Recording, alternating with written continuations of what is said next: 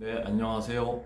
박유봉 행정사입니다. 잘 지내셨나요? 코로나 사태가 점점 더 심각해지는데 개인별로 가족들끼리 안전에 유의하시고 마스크 꼭 쓰고 다니시고요. 손 소독제 이용해서 청결하게 유지 관리 잘 하시기 바랍니다. 오늘은 제가 지난주에 행정처분과 행정명령에 대한 어떤 용어적인 설명을 좀 쉽게 설명을 해드렸는데 거기에서 행정명령에 대해 가지고 뭘 부과할 수 있다고 그랬죠? 바로 행정명령을 처분을 이행하지 못했을 때 이행강제금을 부과할 수 있다라고 했습니다. 그 이행강제금에 대해서 오늘 좀 설명을 좀 드리겠습니다. 먼저 이행강제금의 어떤 사전적인 내용을 한번 읽어드릴게요. 시정명령을 받은 후 시정기간 내에 시정명령을 이행하지 않은 자에게 부과하는 것으로 건축법에서는 1년에 2회 이내, 농지법에서는 1년에 1회 부과 징수할 수 있다라고 이렇게 되어 있고요. 각 시장, 군수, 즉 시군구청에서 불법 건축물을 적발한 후 철거 등 시정명령에 따르도록 하기 위해 건축주에게 매기는 것으로 금액은 위법 건축 면적 과세시가 표준액의 50%로 이렇게 되어 있다라고 명시가 되어 있습니다. 즉 이행강제금이라고 하는 것은 행정법상 의무 이행을 간접적으로 강제하기 위해 일정한 기한까지 의무를 이행하지 않으면 물리게 하는 과태료다라고 생각을 하시면 이해가 좀 쉬우실 것 같고요.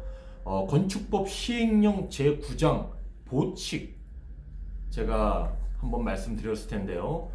법령 규칙에 들어가셔가지고 자세한 내용을 좀 확인을 하셔야 되는데 여기에 들어가시면 제114조 위반 건축물에 대한 사용 및 영업 행위의 허용 등이라고 되어 있습니다.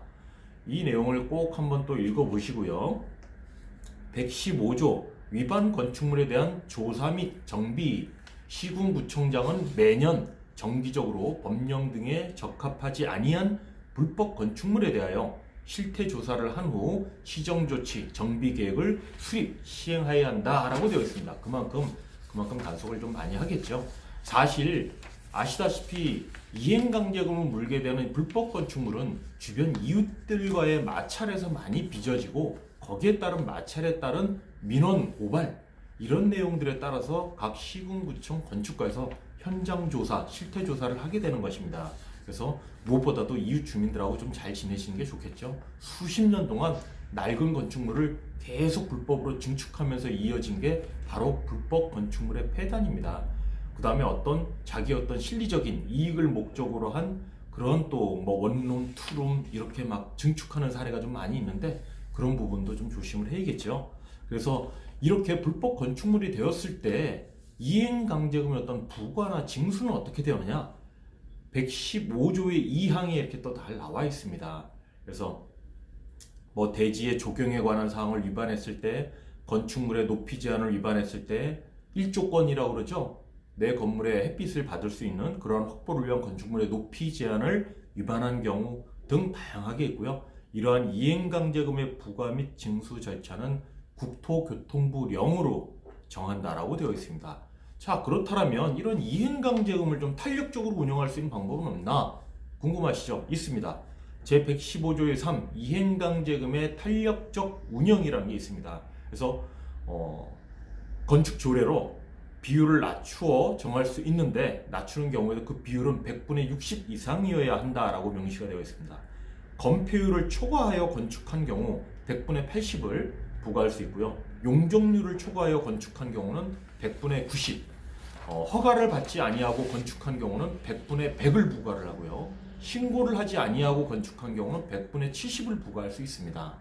그리고 임대 등 영리를 목적으로 용도 변경을 한 경우 이때는 위반 면적이 50제곱미터를 초과한 경우로 한정을 하고요. 임대 등 영리를 목적으로 하거나 신고 없이 신축 또는 증축한 경우 이 경우도 50제곱미터를 초과한 경우로 한정하고 있습니다. 그 다음에 다세대 주택, 세대수 또는 다가구 주택의 가구수를 증가시킨 경우 5세대 또는 5가구 이상 증가시킨 경우로 한정하고 있는데요. 이러한 경우 다 이행강제금 부과가 되겠죠.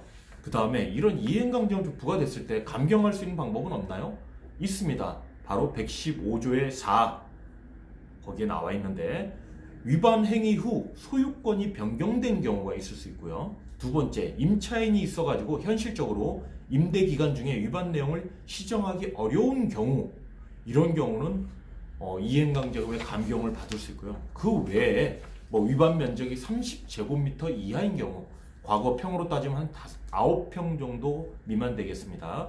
그 다음에 집합건축물 소유 및 관리에 관한 법률, 기타 가축 분뇨의 관리 및 이용에 관한 법률에 따라 가지고 여러 가지 감경할 수 있는 방법이 있으니까요. 그런 내용도 꼭 법령 규칙을 보시고 참고하시고 거기에 대해서 대응하시면 되겠습니다. 오늘은 제가 행정명령 중에 이행강제금의 조치에 대해서 좀 말씀을 좀 드렸습니다. 도움이 좀 되셨으면 하고요. 코로나 바이러스 항상 건강에 유의하시기 바랍니다. 감사합니다.